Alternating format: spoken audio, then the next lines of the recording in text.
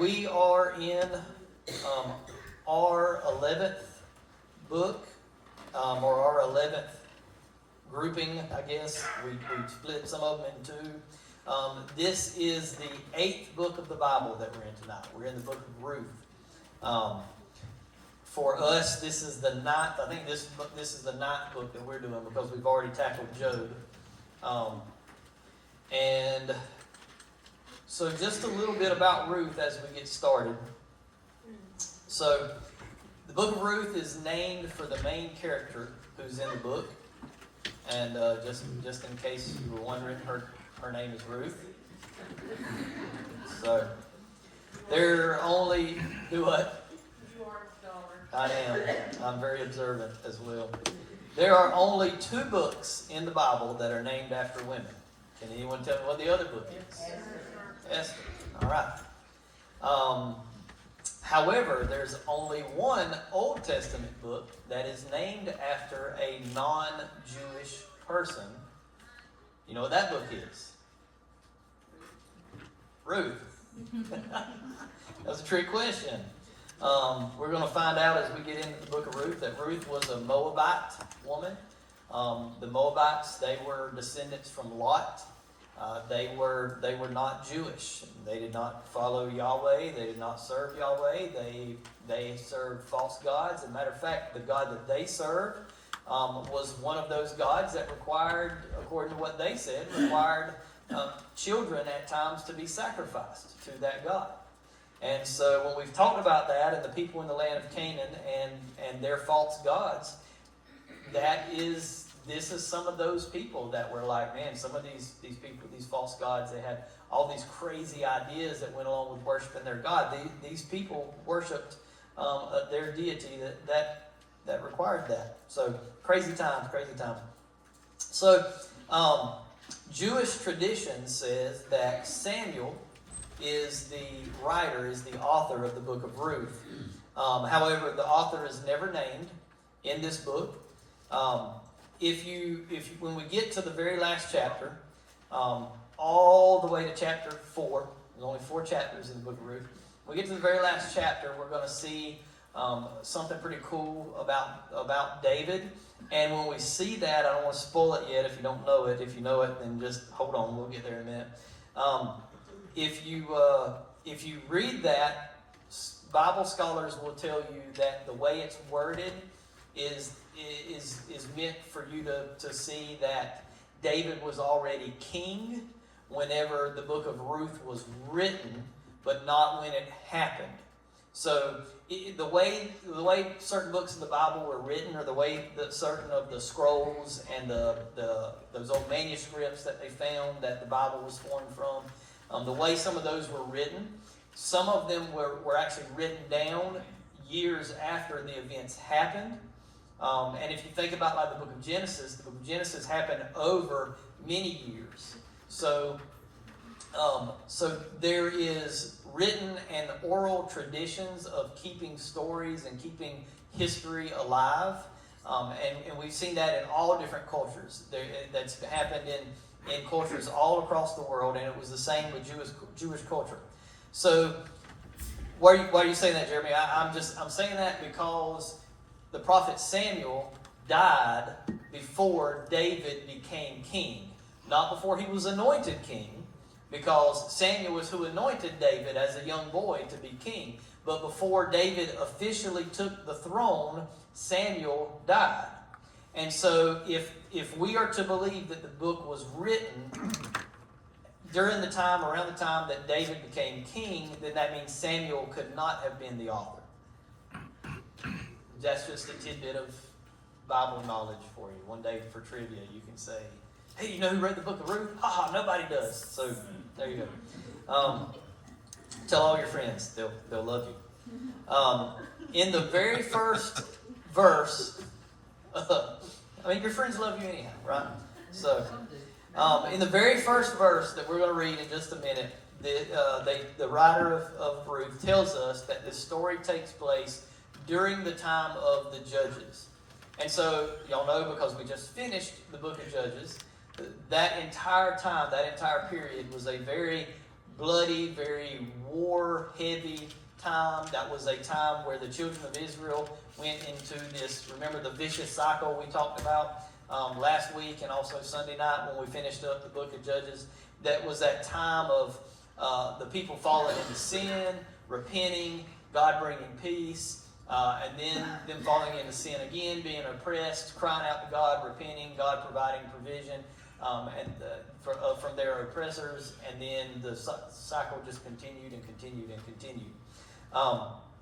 The people who are a lot smarter than me, Bible scholars, put the book of Ruth happening possibly during the rule of the judge Jair.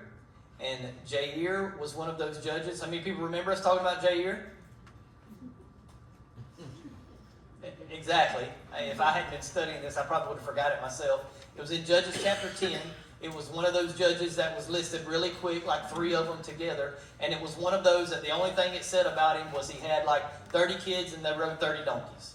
Remember that? Something like that. He was in Judges chapter 10. So that's all we know about this guy.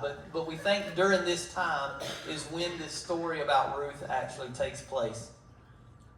The book of Ruth is a love story. Right away, all the guys just checked out. Just like, dude. The book of the book of Ruth that happened during the time of Judges, it is a love story. And I'll be honest with you, because in my life as a married man, I've watched a few Hallmark movies. Okay? I just have. Sometimes by force, sometimes by my choice. My dad years ago, and he's not here to defend himself, so I'm going to tell on him. What? Oh, there he is. I didn't even see. Hey, Dad. I didn't even see him. Okay, I'm going to pick on you a little bit. You should have just reminded me they're on my head.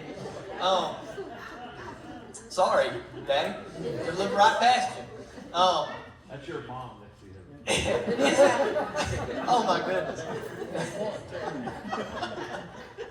Let me put my glasses on. Maybe I need them for more than just reading. So my dad said years ago that he kind of got interested in watching Hallmark movies and kind of got away from the action movies and all all that stuff. And I was like, Daddy, why are you watching Hallmark movies all the time? And I hope I'm not embarrassing you. I don't think I am. I think Daddy's cool with that. But he had a really, do what? I said he's proud of it. I was going to say, he had a really good answer. He had a really good answer. He's like, I'm tired of watching stuff that just gets you all hopped up, and don't know what's. I want something that I know is going to end good every time I watch it. And he's not kidding. It's going to end the same. It's going to start the same. The middle is going to be the same. The protagonist is going to be the same. The antagonist. I mean, every Hallmark movie uses the exact same formula, right? But the book of Ruth could have been a pretty cool Hallmark movie. And there's a reason why. Y'all seen the Hallmark movies, and you see how they start out. There's this photographer from the big city who her grandparents' home is going up for sale, and she's got to move back home to take care of the house to keep it. And then there's the ranch hand that's working at the place that he's secretly like been trying to buy the house so he can keep it, but she don't know that. And there's yeah, and then the big corporate place is trying to buy it to start a meat farm using horses. I don't know. They go, and it's the same thing, right? But what is it about those Hallmark movies? You see all these things that happen that get you to the love story and that get you to the happy ending, and it's like, wow, what a coincidence that all these things just happened to happen the way that they did for it to turn out the way it turned out. Aww. Well, did you know?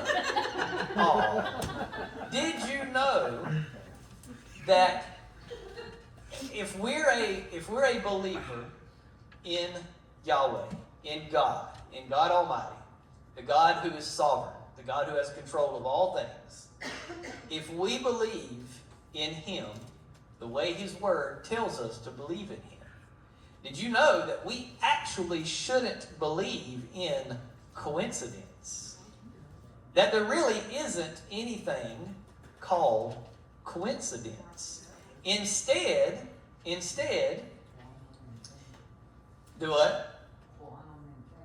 Quantum entanglement. Now, that's not what I was going with that, but that's a good science-based way to look at it, I guess. But theologically, we'll go that route. Theologically or doctrinally, this is an idea called providence. And God's providence is that, now how many of y'all believe that God can move supernaturally? Amen. We believe it, 100%. We believe that sometimes that in the book of Joshua, that when the sun needed to stand still, when Joshua prayed that the sun would stand still, and it stood still for them to win that war, that was supernatural, right?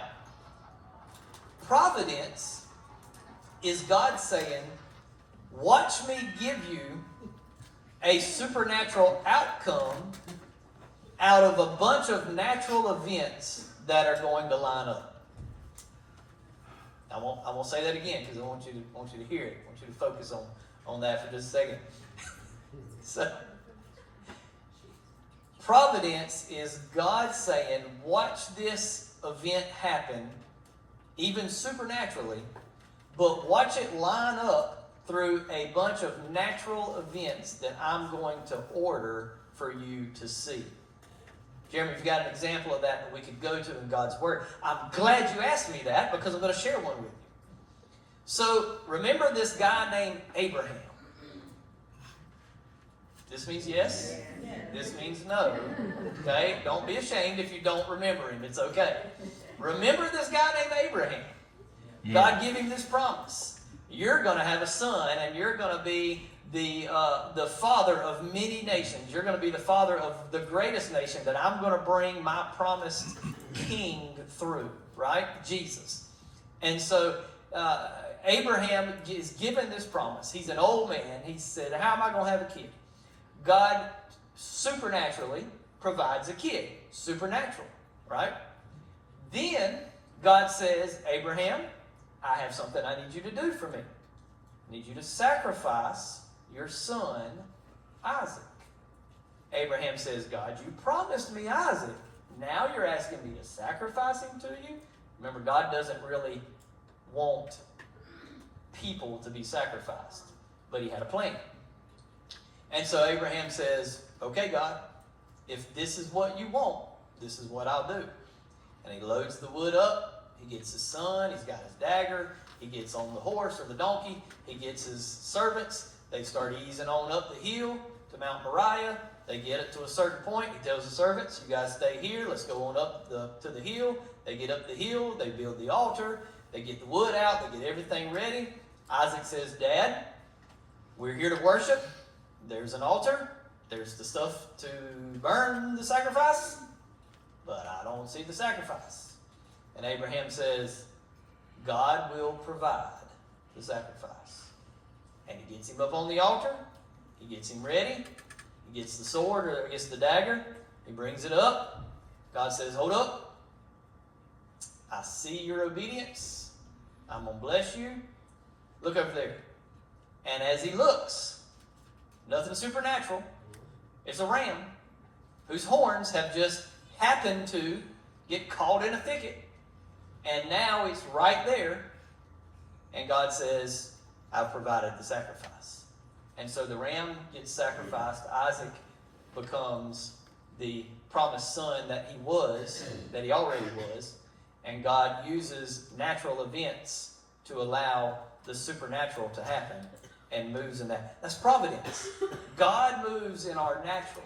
God moves in the natural just as much, I would even say, well more than he does in the supernatural.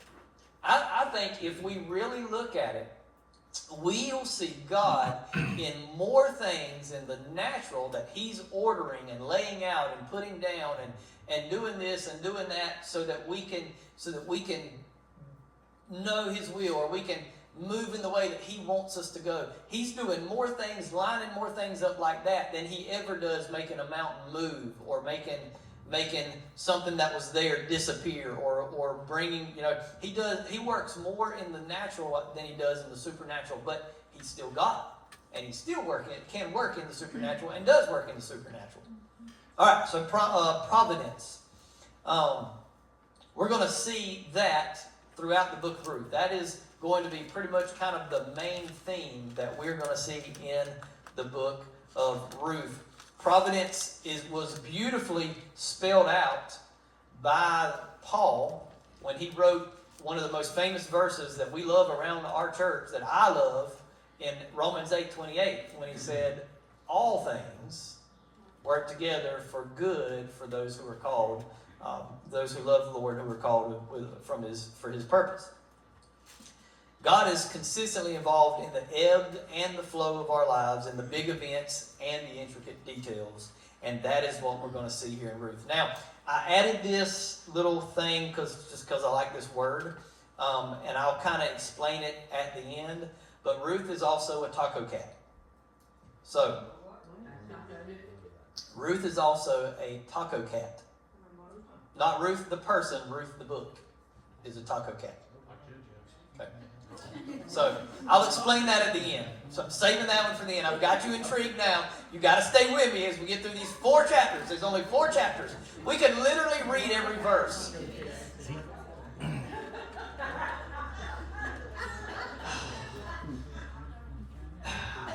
Taco cat. Taco cat.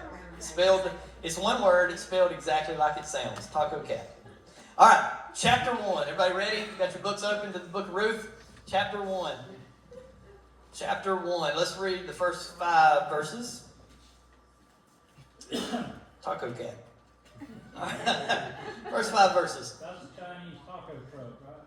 Something like that. Oh, Lord. Something like that. The Bible says, now it came to pass in the days when the judges ruled that there was a famine in the land, and a certain man of Bethlehem, Judea, went to dwell in the country of Moab, he and his wife and his 2 sons.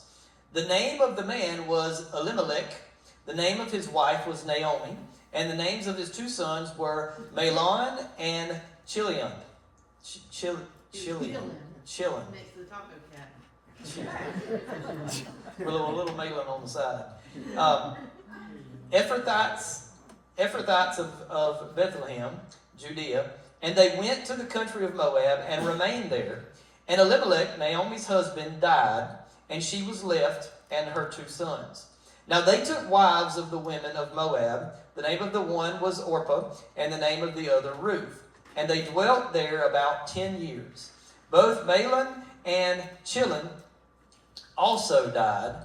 The women survived her 2 sons, and so the women survived her 2 sons and her husband. Now, so right here you've got what we were talking about earlier. The Moabites, they're descendants of Lot. Now, Elimelech, he was a Jewish man, and matter of fact, his name, Elimelech, the Eli is a Hebrew way of saying my God. So anytime you see the word El, E-L, that is like when we say El Shaddai, the name of God, El Shaddai. That El means God. And when it has the I at the end of it, Eli is my God. And so just a little Hebrew for you. When Jesus was on the cross and he said, Eli, Eli, lama, I can't even say it. Thank you. That was, my God, why have you forsaken me? So this guy's name, Eli, means my God. Melech means king. So this man's name literally means my God is king. Now that's a powerful name. In the ancient Hebrew world, when parents named their kids, they didn't just arbitrarily name them Bob or Eugene or George or even Jeremy, right? Their names had meaning. And so these parents, when they named Elimelech, they named him with a powerful name. My God is king. However, when a little trouble came, the famine came in the land, the first thing he did was not pronounce my God is king, just like my name said. The first thing he did was run away to a foreign land with foreign gods because he didn't know if they could handle staying where God had put him. Now, we see that when they named their sons, they named them a little differently. So the name Malon literally means sickly. And the name Chilion, or Chilin, means to wail or to cry. Wailer or crier. So, not sure where they were going when they named their sons after him having such a strong name. So anyhow, so he goes off to this foreign land because there's a famine in the land. Remember providence. I'm going to say that several times as we go along. Remember providence. There is a famine in the land. And so that pushes, they leave Judah, they leave their land, they leave Bethlehem, and they go to Moab. While they're there, Elimelech dies, and the two sons marry women from Moab. And then the two sons die and leave Naomi both sonless and husbandless with these two daughters, these two daughter-in-laws. So after this, Ruth is going to, Naomi's going to get word that the famine has ended, that there is now bread back in the land of Canaan, or back in the land of Judah. And so she is like, I'm going to go back to my people. And she tells her daughters-in-law, listen, you guys are not bound to stay with me. You guys don't have to stay with me. Go back to your homes. Go back to your families. I don't have anything for you. And so the girls are like, well, we'll stay with you. And she's like, what, in my old age, am I going to produce two more sons for y'all to marry? It's not going to happen. Just go back to your home. You're free of any duty you have. Go back to your families. So Orpah was like, sounds good. I'm out. I'm going back to my family. And she leaves. Ruth, on the other hand, Ruth is like, I'm going to hang with you. I love you. I've grown to love you. This is a powerful relationship between a woman and her daughter-in-law. And she says, I'm going to stay with you. Now, look ahead into verse 14. Let's read a few more verses here. Starting in verse 14. And this is after she has said, go on and you can go back to your lands. That's in about verses 11 through 13 there. And then 14, let's start reading. It says, then they lifted up their voices and wept again. And Orpah kissed her mother-in-law, but Ruth clung to her. And she said, look, your sister-in-law has gone back to her people and to her gods. Return after your sister-in-law. But Ruth said, entreat me not to leave you or to turn back from following after you.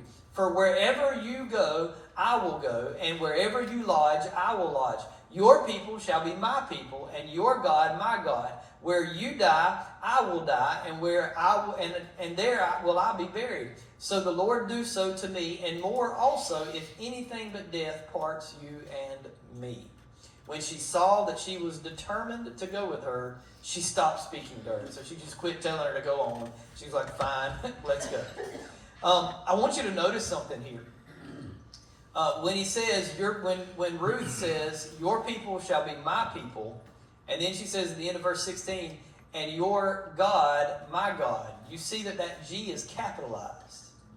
You see that? So basically Ruth is saying, I'm turning from the gods of my people, and now I want to follow your God. I want to follow Yahweh. I want to follow Jehovah. That is who will be my God. This is a conversion. Ruth converts from following the false gods of the Moabites to following the one true God. Now, what caused her to do that? Her love for Naomi, her love for her mother-in-law. We have to understand sometimes that we point people to Jesus. And there will be many times in your life, I hope many times in your life, where people come to know God, people come to know Jesus as their Savior because of something they've seen in you, or because of what they admire in you, or they love about you. And for just a minute, that can feel almost a little wrong, because it's like, well, well, I'm not God. I can't save you. And that's true. But if they can see Jesus in you and that leads them to Jesus, then man, what a powerful testimony is that. And so this is a powerful testimony of Ruth following Yahweh of Naomi following Yahweh, because Ruth said, listen, I'm going to follow God. Your God is going to now be my God. I'm going to follow him. So Ruth now is a believer in Christ. Skip down with me to verse 20 and 22, 20 through 22. Now, remember, things in life sometimes don't go just like we planned. We want to believe when we follow God that everything is just going to be roses and chocolates, right? That it's all going to be good. It's all going to be gravy on the biscuits every single day, and you don't gain a pound. But it's not. Matter of fact, things get tough, and then even though maybe we are at a place in our life at times where we've led somebody to the Lord, but then there's going to be times where things in our life can turn us bitter towards God. Look what Naomi says here. But she said to them, when she comes back home to Bethlehem, they said, is this Naomi? She says, but she said to him, do not call me Naomi, call me Mara, for the Almighty has dealt very bitterly with me. Do y'all remember Mara in our studies through the Bible? Do you remember Mara any other time? The water. In the book of Exodus. The book of Exodus, once they got away through the Red Sea and they got to the first place where they camped and they needed water. This was before the rock, that Moses struck the rock and water come out. They got to a place, there was water, and then they tried to drink the water, and the water was bitter. And they named the place Mara because they couldn't drink the water. And so she says, don't call me Naomi anymore, call me Mara, for the Almighty has dealt very bitterly with me. She says, I went out full, and the Lord brought me home again empty. And so many times, God is laying things in our life to bring us somewhere. And yet because of those things and the circumstances, we just don't see it. And that's where Naomi was. She says, listen, I went out full and I came home empty. She says, why do you call me Naomi, since the Lord has testified against me and the Almighty has afflicted me? So Naomi returned, and Ruth, the Moabitess, her daughter-in-law, with her, who returned from the country of Moab. Now they came to Bethlehem at the beginning of barley harvest. Providence. It's the beginning of barley harvest. So you got to remember that. All right. Section 1 done. Section 2, which is chapter 2. Y'all ready? Ruth meets Boaz. So look at verse 1 through 3. Let's read 1 through 3. There was a relative of Naomi's husband, a man of great wealth of the family of Elimelech. His name was Boaz. So Ruth, the Moabitess, said to Naomi, please let me go to the field and glean heads of grain after him, in whose sight I may find favor. And she said to her, go, my daughter. Then she left and went and gleaned in the field after the reapers, and she happened to come to the part of the field belonging to Boaz, who was of the family of Elimelech. It's the barley harvest.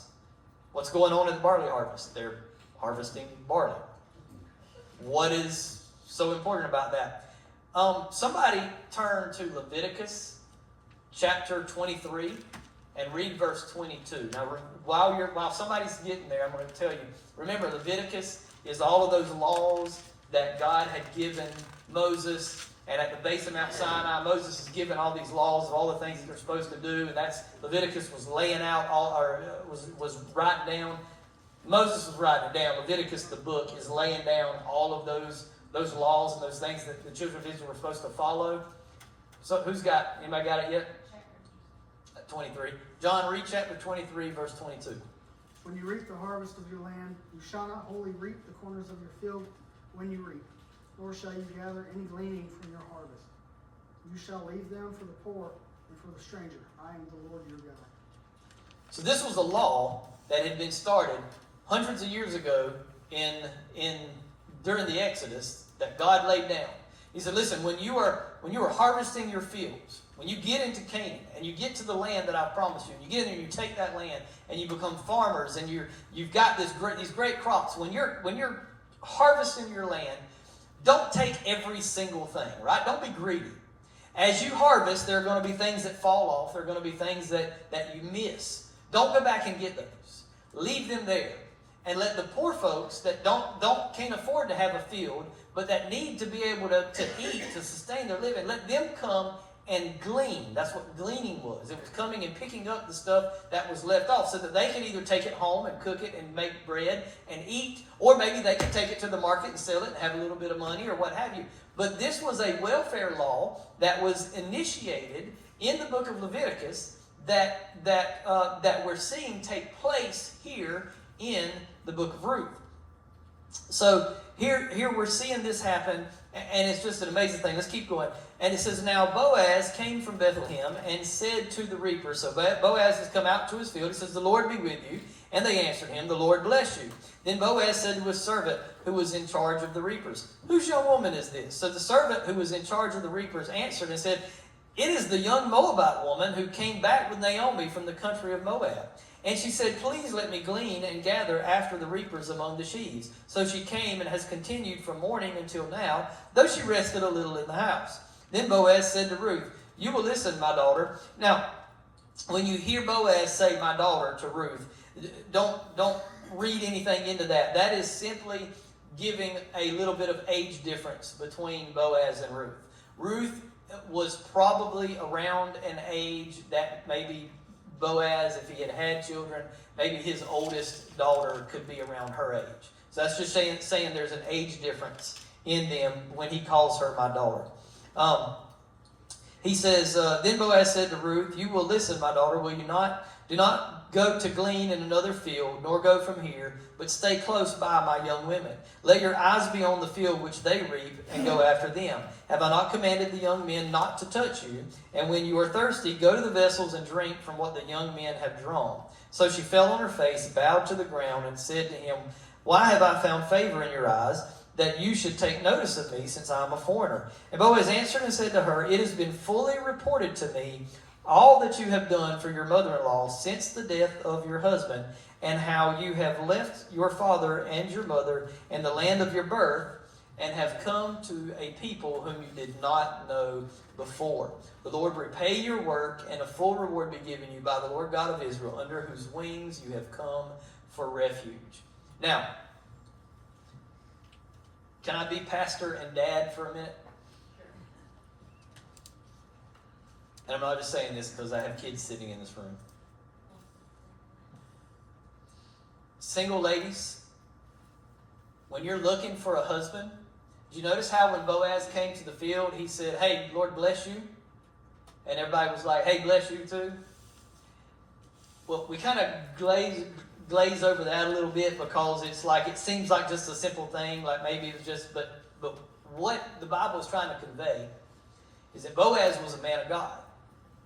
That Boaz loved the Lord first before he was worried about having a wife, having a girlfriend, having this, that, or the other. Sometimes if we're single and we're looking for somebody, it's easy to take somebody who's nice or somebody who this, that, or the other. Boaz was at work in the field and he was still talking about the Lord. I've told my girls this, I've told our youth group this. You find somebody who loves the Lord more than they love you, and then they still love you, you found somebody that, you know, it's still up to the Lord if it's meant to be, but you found somebody that you can keep. Same way, single men, single guys. If you're looking for a woman, I don't even know if we have any single guys in here. If you're looking for a wife or you're looking for a girlfriend, find somebody who that there's been a report on that they love the Lord, that they are that they have that kind of attitude of just like Ruth was just like he's like, man, I've heard the report of how you've treated Naomi and you've moved with her and you've come with her and all this stuff. We've seen this. Man, find somebody that loves the Lord, male or female, if you're looking for the opposite. Find somebody that loves the Lord first, and you found something. You found the treasure. All right. Boaz, let's keep reading there. Where are we at? actually, we got through all I wanted to read there. Skip down to verse 19. It says, "And her mother-in-law said to her, 'Where have you gleaned today, and where did you work? Blessed be the one who took notice of you.' So she told her mother-in-law with whom she had worked and said, 'The man's name with whom I work today is Boaz.' So she comes home, and Naomi's like, 'Hey, where did you go glean today? Which field did you go to?' And she's like, 'Oh, I went to this dude named Boaz.' Verse 20 says, 'Then Naomi said to her daughter-in-law, Blessed be the Lord who has not forsaken his kindness to the living and the dead.'" Remember in the chapter before, she was literally just saying that God had been so bitter to her, had treated her so bitterly, that she was bitter because God had done these things. And now she's saying, "Blessed be the Lord, for he has not forsaken his kindness to the living and the dead." And Naomi said to her, "This man is a relation of ours, one of our close relatives." Now, that word relation there, we're going to find out that in the King James Version, it may say close kin. If you're looking King James, and other versions may have said it a different way. But this is the word that we, when talking about the book of Ruth, that we have translated into kinsman redeemer. So I'll explain that a little bit later, but just keep that in mind when she says that this man is a relation of ours, or is a close kin of ours. 21 says, "Ruth the Moabitess also said to me, you shall stay close by," or Ruth the Moabitess said to Naomi, "He also said to me, you shall stay close to my young men till they have finished all my harvest." And Naomi said to Ruth, her daughter-in-law, "It is good, my daughter-in-law, that you go out with these young women, and that the people did not meet you in any other field." Providence, right? There we go again. "So she stayed close by the young women of Boaz to glean until the end of barley harvest and the wheat harvest, and she dwelt with her mother-in-law." Finish chapter 2. Ready for chapter 3? All right, chapter 3. This is our blooming relationship. You know, in the Hallmark movie where the photographer and the ranch hand have to start working kind of close together, and they don't like each other, and not in this case, but in the movie, you know, they don't like each other, but they're starting to kind of see that good side of the other one, and they're starting to kind of, you know, get that look in their eye when they look at it. Right? Y'all ready for this? Okay. All right. Chapter 3, verse 1 says, "Then Naomi, her mother-in-law, said to her, 'My daughter, shall I not seek security for you, that it may be well with you? Now Boaz, whose young women you were with, is he not our relative? In fact, he is winnowing barley tonight at the threshing floor.'" So that was something they did to the barley at the threshing floor. Remember in the book of Judges,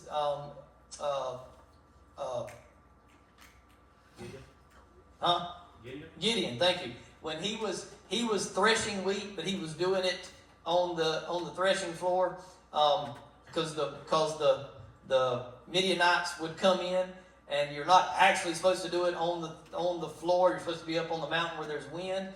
And so we see this as kind of reminds you of that to tell us, you know, we're here in the same time as the Judges. And he says, "Therefore, wash yourself and anoint yourself.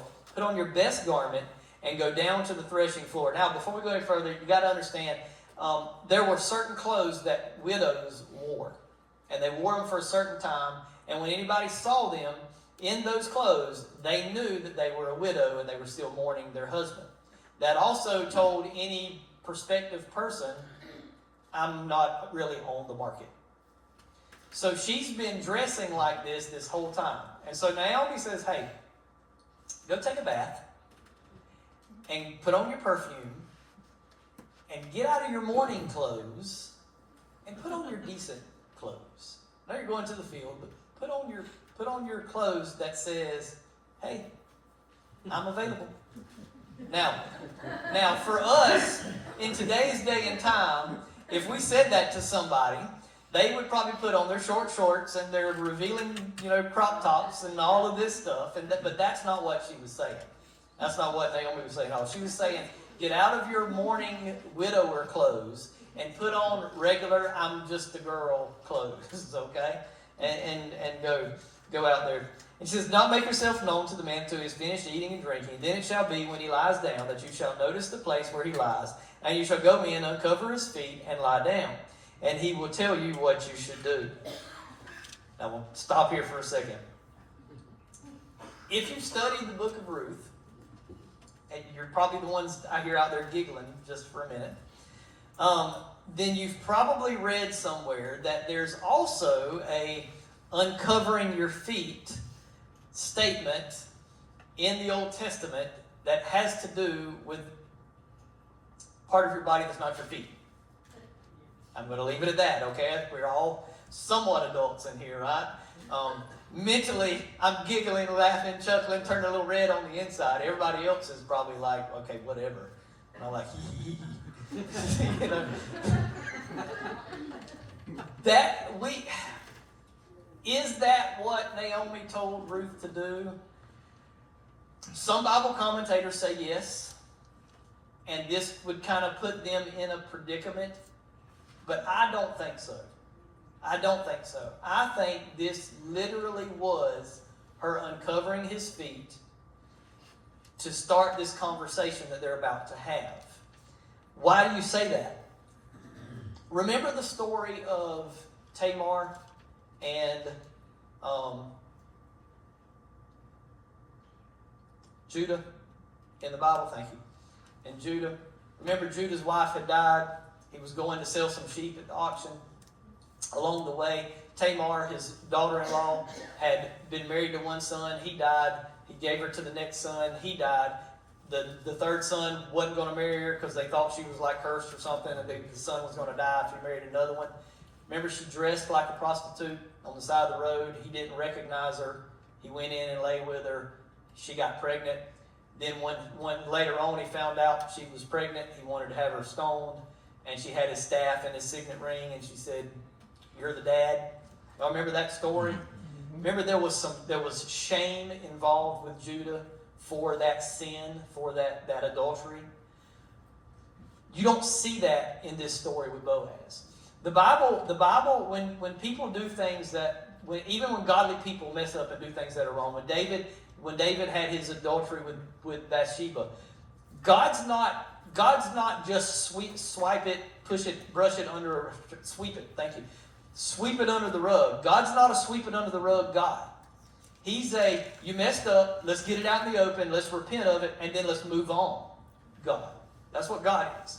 So with Judah and Tamar, with David and Bathsheba, those things were brought into the light, and they were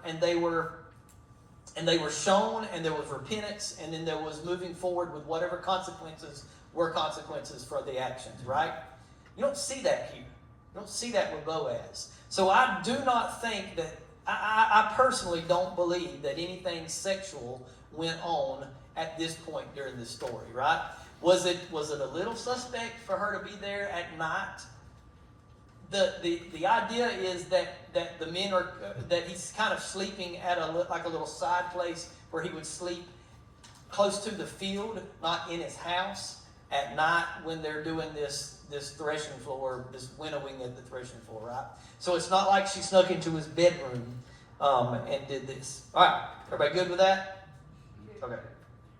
All right.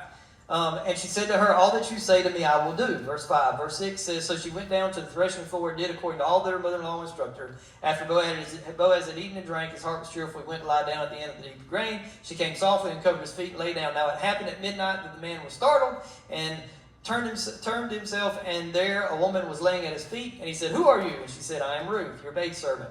Take your maidservant under your wing, for you are a close relative.'" Essentially, Ruth turned to Boaz right here and said, "Will you marry me?" Why am I looking over my glasses at y'all? That's a bit bold. Because it was a bit bold. This is a very patriarchal time.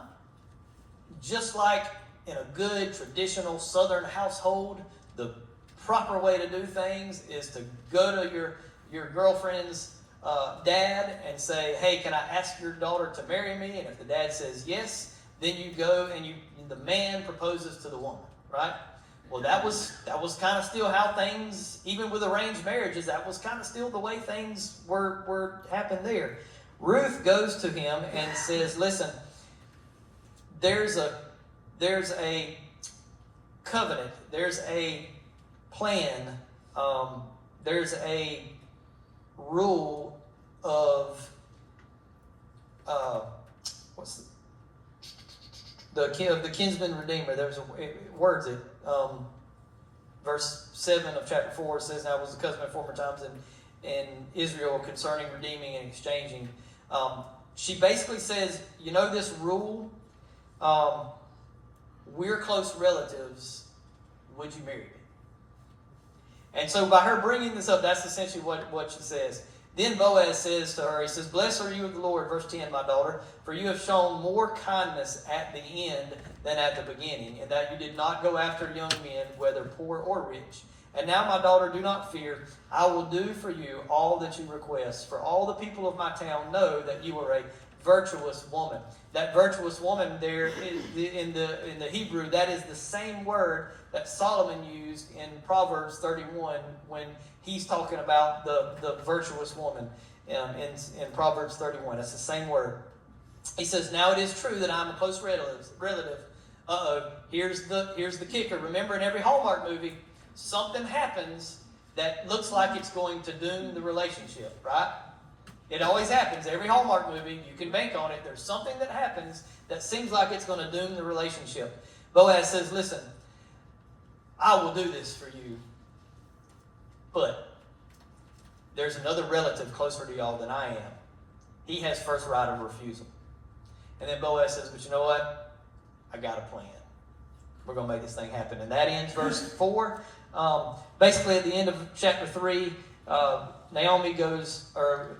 Ruth goes back, tells Naomi what had happened, and they get all excited because they think they're going to get to plan a wedding. But she's like, he said there's somebody closer to her. Then it starts chapter 4. All right, here we go, last chapter. Chapter 4, verse 1. "Now Boaz went up to the gate and sat down there, and behold, the close relative of whom Boaz had spoken came by. So Boaz said, 'Hey, come aside, friend, sit down here.' And so him and Boaz, they're probably either cousins or possibly, kin somehow. He said, 'Hey, come aside, friend, sit down.' So he came and sat aside and sat down. And he took 10 men of the elders of the city, so he had witnesses there. They all sat down together. And then he said to the close relatives, 'Naomi, who has come back from the country of Moab, sold the piece of land which belonged to our brother,'" their cousin, their relative Elimelech. He said, "And I thought to inform you, saying, buy it back in the presence of the inhabitants and the elders of my people." So he's got the people there. Basically, he's got like the city council sitting around so that they could do this thing. That he could say there's land involved in this. And there was land involved in this. He says, "I thought to inform you, saying, buy it back in the presence of the inhabitants and the elders of my people. If you will redeem it, redeem it. But if you will not redeem it, then tell me, that I may know. For there is no one but you to redeem it, and I am next after you." So he comes and he tells him the story of the land that's available in redeeming from Naomi's dead husband. And so the man tells him, "I'll do it. I'll redeem it. I don't mind picking up some extra land. That's awesome. That's great. I'll do it."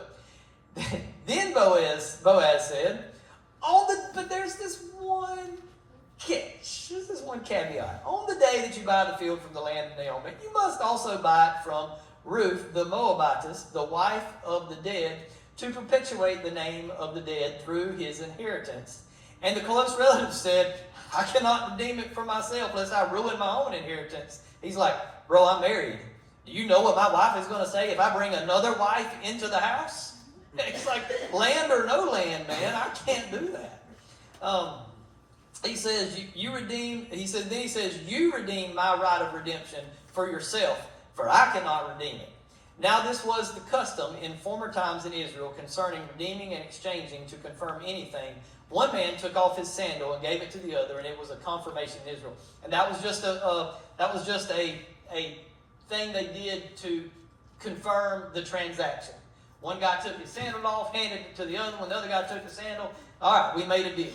So that was their deal. And so they did it.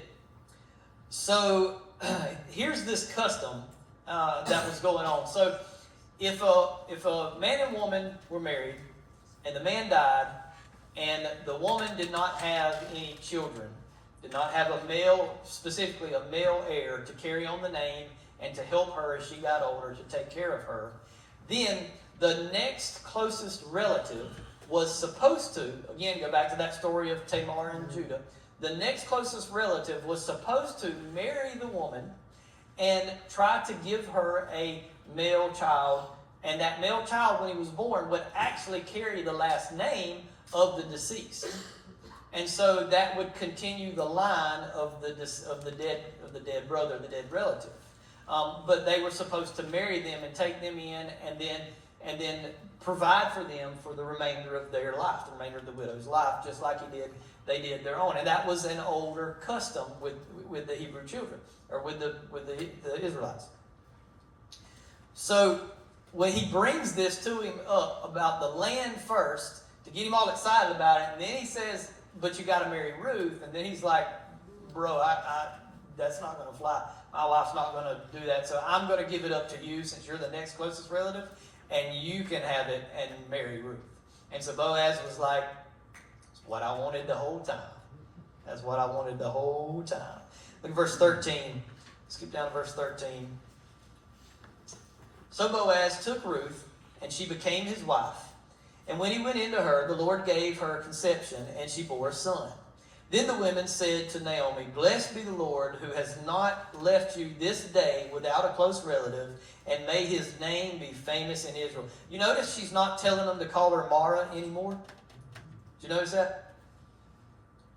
And he may be to you a restorer of life and a nourisher of your old age. For your daughter-in-law, who loves you, who is better to you than 7 sons, has borne him. Then Naomi took the child and laid him on her bosom and became a nurse to him. So even though her husband died, her sons died, she still ended up with a grandson that she got to raise and nurse, or help raise and nurse.